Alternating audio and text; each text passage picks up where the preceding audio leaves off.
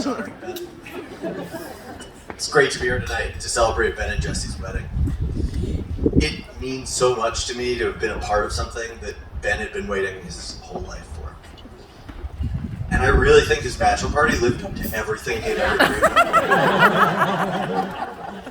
of. Speaking of which, I think there are a couple less people here than were at his bachelor party. I don't really know how that happened. Seriously though, it is fantastic to be here to celebrate these two incredible people and to be able to officially call Jesse, Sammy, and Abby my sisters. Last night at the rehearsal dinner, a few of Ben's friends got up and toasted him. And before I start, I wanted to share a couple of the themes that had come up last night. Funny, perceptive, just a little stressed, smart, empathic, the biggest frat bro around, and a true friend. Tells you kind of all you need to know about Ben, but I'm here, so I'm gonna keep going. I know we're here in Austin tonight, but I actually wanted to use part of this toast to take everyone on a little trip around the world.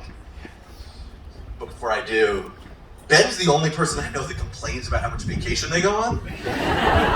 But then again, if I got sick or injured every time I went on vacation, I would complain about it too. It's pretty risky that you're gonna go to Mexico on your honeymoon with your summit. Let's start in about 2003. Young Ben, curly blonde locks, capri pants, and English, was summering in Spain. As part of his Spanish experience, he got into the ring to learn how to be a bullfighter. The bull charged at him, tossed him on his back. Ben did what anyone would do in that situation. He got up and ran directly to the nearest camera.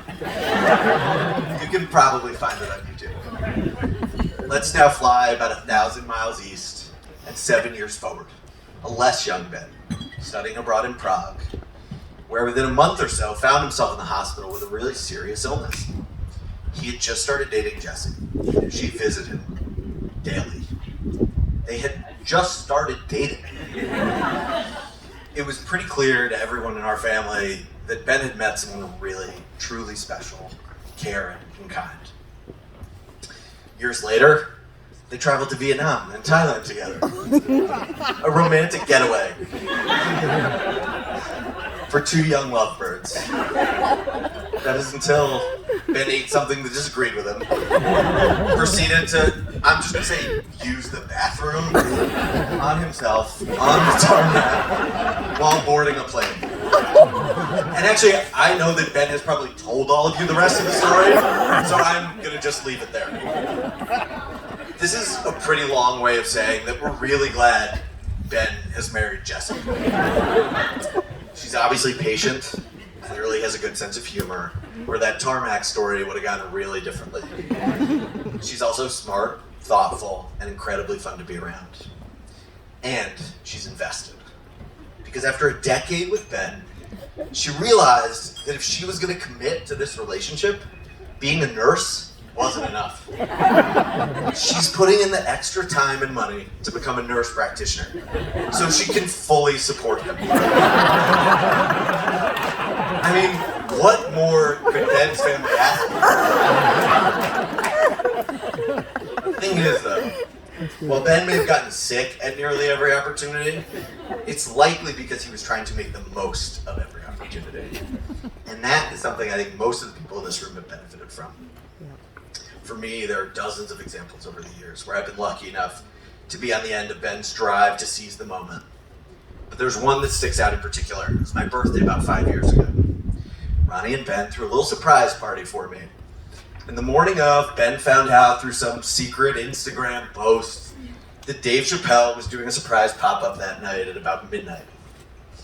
I generally am not one to start activities at midnight, but Ben, as he does, had already gotten the tickets, so we were going. There was no use in fighting it. Well, it turned out to be one of the most memorable nights I've ever had. I didn't know what I was getting into, but Ben was super excited and was sure it was going to be great. Long story short, at about 2 a.m, I was standing 50 feet from Jerry Seinfeld while Stevie Wonder sang Superstition 100 times. Wow. Wow. An experience I never would have had if not for Ben pushing me, because he knew I would love it. It's probably why he's a good salesman. Though, I don't think Stevie Wonder shows up at your door if you spend a certain amount on pre-roll. They say that friends are the family you choose. Well, I'm pretty lucky because I've got a brother and now more sisters who I choose as friends every single day. Ben's someone I can commiserate with about the Knicks or talk through big life decisions. He always asks good questions, forces me to think about things differently, not afraid to challenge my mental inertia on something, whether it's going to a pop-up show in the middle of the night or bigger, headier things. The hard thing about being Ben's older brother is that I'll never be the funnier brother. And I'm definitely not the cool brother. But I am the seasoned, wiser, and slightly less anxious brother. And it also means a lot that Ben turns to me to talk through what's on his mind. Early on, it was advice about how to get autographs at spring training. We'll always have that shut up ball that Mark McGuire threw you after you screamed at him for 5 minutes, asking for his autograph. Then it was advice about girls, and school, and work, and girls, and then no longer about girls, because he had met Jesse.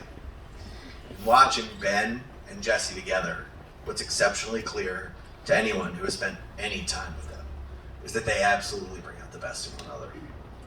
So if everyone could please pick up a glass and toast to Ben and Jesse. I love you both. I know. Congratulations.